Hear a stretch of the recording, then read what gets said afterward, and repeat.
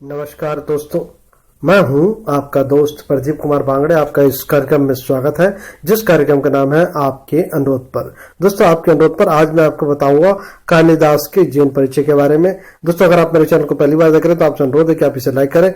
Video के नीचे एक रेड कलर का बटन है, उसे दबा के आप सब्सक्राइब करें। बाजू में एक बेल है, उसे भी दबाएं ताकि मैं जो भी वीडियो अपलोड करूं वो सबसे पहले आप तक पहुंचे। दोस्तों, अगर आप मेरे चैनल को पहले सब्सक्राइब कर चुके हैं तो मैं आपका दिल से शुक्रिया अदा करता हूं, धन्यवाद करता हूं, आपका अभिनंदन करता हूं कि आप मेरे चैनल को ध्यान से सुन रहे हैं, देख रहे हैं।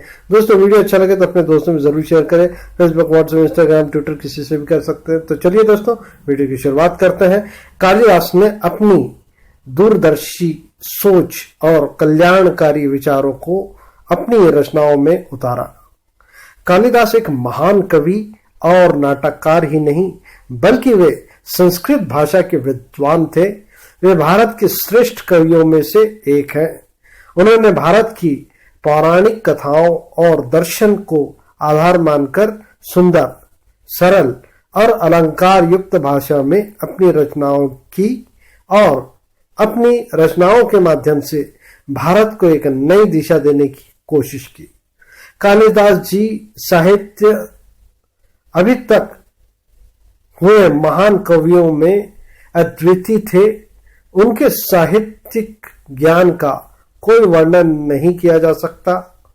कालिदास का उपमाएं बेमिसाल है और उनके ऋतु वर्णन अद्वितीय है। मानो कि संगीत कालिदास जी के साहित्य के मुख्य अंग है। इसके साथ ही उन्होंने अपने साहित्य में रस का इस तरह सृजित किया जिसकी जितनी भी प्रशंसा की जाए कम है। श्रृंगार रस को उन्होंने अपनी कृतियों में इस तरह डाला मानो कि पाठकों के भाव अपने आप जागृत हो गए हो। इसके साथ ही विलक्षण प्रतिभा से निखरे महान कवि कालिदास जी के साहित्य की खास बात यह है कि उन्होंने साहित्य सौंदर्य के साथ साथ आदर्शवादी परंपराओं और नैतिक मूल्यों का समुचित ध्यान रखा है। माना जाता है कि कालिदास मां काली के परम उपासक थे। अर्थात कालिदास जी के नाम का अर्थ है काली की सेवा करने वाला।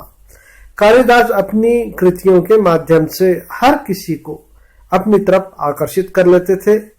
एक बार जिसको अपनी रचनाएं की आदत लगा देते, बस वो उनकी लिखी कृतियों में ही लीन हो जाता था। ठीक वैसे ही जैसे उनको कोई एक बार देख लेता था, बस देखते ही रहता था, क्योंकि वे अत्यंत मनमोहक थे। इसके साथ ही वे राजा विक्रमादित्य के दरबार में 9 रत्नों में से एक थे। साहित्य के विद्वान और महाकवि कालिदास का जन्म कब और कहां हुआ, इस बारे में अभी तक कुछ स्पष्ट नहीं है, लेकिन इनके जन्म को लेकर विद्वानों के अलग अलग मत हैं। ऐसा माना जाता है कि 150 ईस्वी पूर्व 450 ईस्वी तक कालिदास रहे होंगे, जबकि एक रिसर्च के मुताबिक कालिदास गुप्त काल में जन्मे होंगे। चूंकि कालिदास ने द्वितीय शुंग शासन अग्निमित्र को नायक बनाकर मालविकाग्निमित्र नाटक लिखा और अग्निमित्र ने 170 ईसा पूर्व में शासन किया था, जिससे कालिदास के जन्म का अनुमान लगाया जा सकता है। 6वीं शताब्दी में बाण भट्ट ने अपनी रचना हर्षचरित्रम में कालिदास का उल्लेख किया है तथा इसी काल में पुलकेशित द्वितीय के एहोल अभिलेख में कालिदास का जिक्र है। आखिरकार वे इनके बाद के नहीं हो सकते। इस तरह कालिदास के प्रथम शताब्दी ईसा पूर्व से 3री शताब्दी ईसा पूर्व के बीच के जन्म माने जाते हैं। महाकवि कालिदास के जन्म काल की तरह उनके जन्म स्थान के बारे में भी कुछ स्पष्ट नहीं कहा जाता। उन्होंने अपने खंड काव्य मेघदूत में मध्य प्रदेश के उज्जैन शहर का काफी वर्णन किया है।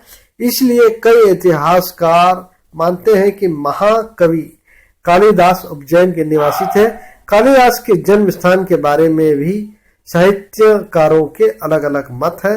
कुछ साहित्यकार की माने तो कालिदास का जन्म उत्तराखंड के रुद्रप्रयाग जिले के कविल्ठा गांव में हुआ था। वहीं कविल्ठा गांव में भारत सरकार के द्वारा कालिदास की एक प्रतिमा की स्थापना की गई है। इसके साथ ही एक सभागार का निर्माण भी करवाया गया है। इसके साथ ही आपको ये भी बता दूं कि इस ऑडिटोरियम में हर साल जून में 3 दिन की एक साहित्यिक गोष्ठी का आयोजन होता है, जिसमें हिस्सा लेने के लिए देश के अलग अलग हिस्सों से विद्वान आते हैं। कालिदास की छवि अति सुंदर और मनमोहक थी। वे हर किसी को अपनी तरफ आकर्षित कर लेते थे और इसके साथ ही वे राजा विक्रमादित्य के दरबार में नवरत्नों में एक थे। कालिदास जी के बारे में ये भी कहा जाता है कि वे बचपन से अनपढ़ थे। उन्हें चीजों की समझ नहीं थी, लेकिन बाद में वे साहित्य के विद्वान हो गए और उन्हें हिंदी साहित्य के महान कवि का दर्जा मिला। महान कवि और दार्शनिक कालिदास की शादी संयोग से राजकुमारी विद्योत्मा से हुई थी। ऐसा कहा जाता है कि राजकुमारी विद्योत्मा ने प्रतिज्ञा की थी कि जो भी उन्हें शास्त्रार्थ में हरा देगा वे उसी के साथ शादी करेंगे। जब विद्योत्मा ने शास्त्रार्थ में सभी विद्वानों को हरा दिया तो अपमान से दुखी हुए और इसका बदला लेने के लिए छल से कुछ विद्वानों ने कालिदास से राजकुमारी विद्योत्मा का शास्त्रार्थ करवाया और उनका विवाह राजकुमारी विद्योत्मा से करवा दिया। आपको बता दूं कि शास्त्रार्थ का परीक्षण के लिए राजकुमारी विद्योत्मा मौन शब्दावली में गुण प्रश्न पूछती थी, जिसे कालिदास अपनी बुद्धि से मौन संकेत से ही जवाब देते थे। विद्योत्मा को लगा कि कालिदास गुण प्रश्न का गुण जवाब दे रहे हैं। उदाहरण के लिए मैं आपको बता दूं, विद्योत्मा ने प्रश्न के रूप में खुला हाथ दिखाया तो कालिदास को लगा कि वो थप्पड़ मारने की धमकी दे रही है, इसलिए उसके जवाब में उन्होंने घुसा दिखा दिया। जब विद्योत्मा को लगा कि कालिदास कह रहे हैं कि 5 इंद्रियां भले ही अलग अलग हो, सभी एक ही मन के द्वारा संचालित है, इससे प्रभावित होकर राजकुमारी विद्योत्मा ने कालिदास से शादी कर ली और उस हामी भरी और शादी कर ली और उन्होंने अपने पति के रूप में उन्हें स्वीकार कर लिया। कुछ दिनों बाद जब राजकुमारी विद्योत्मा को जब कालिदास के मंद बुद्धि का पता चला तो वे अत्यंत दुखी हुई। कालिदास जी को धिक्कारा और ये कहकर घर से निकाल दिया कि जब तक सच्चे पंडित नहीं बनोगे तब तक घर वापस मत आना। फिर क्या था, पत्नी से अपमानित हुए कालिदास ने विद्या प्राप्त करने के लिए संकल्प लिया और सच्चे पंडित बनने की ठानी और इस संकल्प के साथ ही वे घर से निकल पड़े। मां काली की सच्चे मन से उपासना करने लगे, जिसके बाद मां काली ने आशीर्वाद दिया। वे परम ज्ञानी और साहित्य के विद्वान बन गए। इसके बाद वे अपने घर लौटे और अपनी पत्नी को आवाज दी, जिसके बाद विद्योत्मा दरवाजे पर सुनकर ही समझ गई कि कोई विद्वान व्यक्ति घर में आया है। इस तरह उन्हें अपनी पत्नी के धिक्कारने के बाद परम ज्ञान की प्राप्ति हुई और वे महान कवि बन गए। आज उनकी गणना दुनिया के सर्वश्रेष्ठ कवियों में मानी जाने लगी है। यही नहीं, संस्कृत साहित्य में अभी तक कालिदास जैसा कोई दूसरा कवि पैदा नहीं हुआ है। महान कवि कालिदास की गणना भारत की ही नहीं बल्कि संसार के सर्वश्रेष्ठ साहित्यकारों में की जाती है। उन्होंने नाटक, महाकाव्य और गीत काव्य के क्षेत्र में अपनी अद्भुत रचना शक्ति का प्रदर्शन किया, अपनी एक अलग पहचान बनाई। कालिदास ने अपनी दूरदर्शी सोच और विलक्षण बुद्धि से जो रचना लिखी, उनके बदौलत उनकी गणना दुनिया के सर्वश्रेष्ठ कवियों और नाटककारों में होती है।